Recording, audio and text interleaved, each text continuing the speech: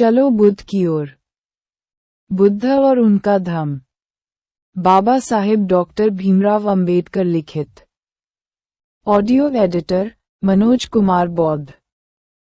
नमो बुद्धाय। दोबारा पूछ डाला। जाहिर है कि इस बार उत्तर देने के लिए पिताजी स्वयं को तैयार कर चुके थे।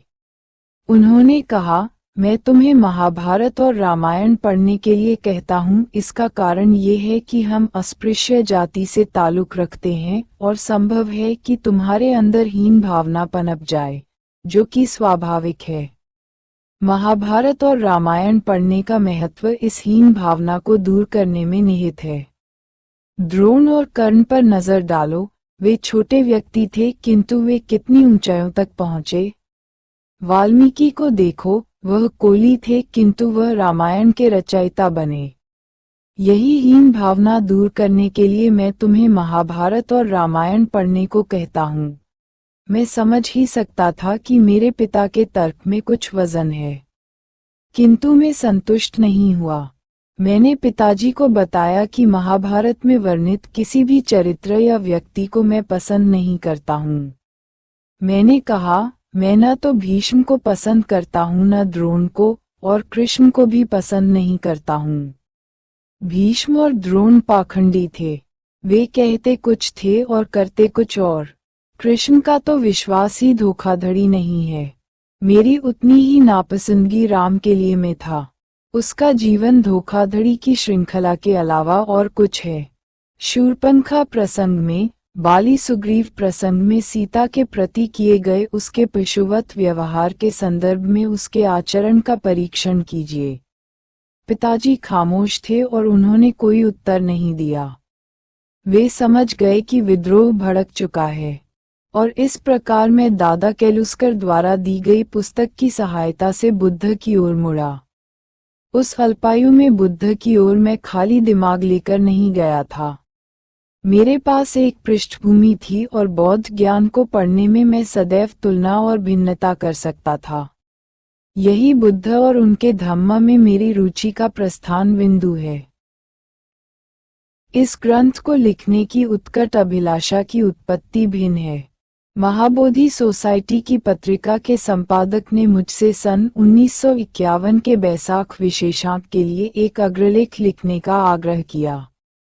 उस अग्रलेख में मैंने ये दलील दी थी कि विज्ञान से जागरूक बने समाज के लिए ग्रहण किए जाने योग्य एकमात्र धर्म बुद्ध का धम्म ही हो सकता है, और जिसके बिना समाज निर्जीव हो जाएगा। मैंने ये भी जोर दिया था कि स्वयं को बचाने के लिए आधुनिक विश्व को स्वीकार किए जाने योग्य यदि कोई धर्म है तो वह बुद्ध का धम्म है। इस धम्म के प्रसार और विकास की धीमी प्रगति का एक कारण ये है कि इसका साहित्य इतना विशाल है कि कोई इसे पूर्ण रूप से पढ़ ही नहीं सकता है। ईसाइयों की बाइबल जैसा इसका कोई एक धर्म ग्रंथ भी नहीं है। यही इसकी सबसे बड़ी बाधा है। इस अग्रलेख के प्रकाशित होने पर मेरे पास बहुत से लिखित एवं मौखिक आग्रह आए कि मैं एक ऐसा ही ग्रंथ लिखूं। इन आग्रहों के प्रत्युत्तर में ही मैंने इस पुस्तक को लिखने का काम हाथ में लिया।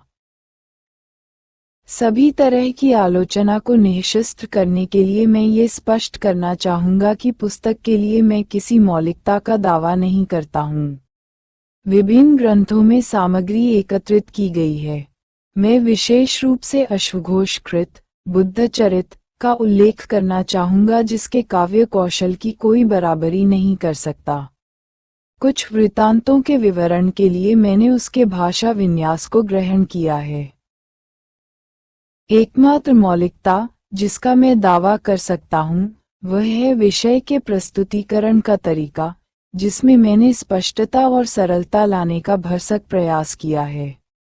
कुछ मामले ऐसे हैं जो बौद्ध धम्म के विद्यार्थी के लिए सिरदर्द पैदा कर देते हैं, जिनके संबंध में मैं पुस्तक के परिचय भाग में ही लिख चुका हूँ।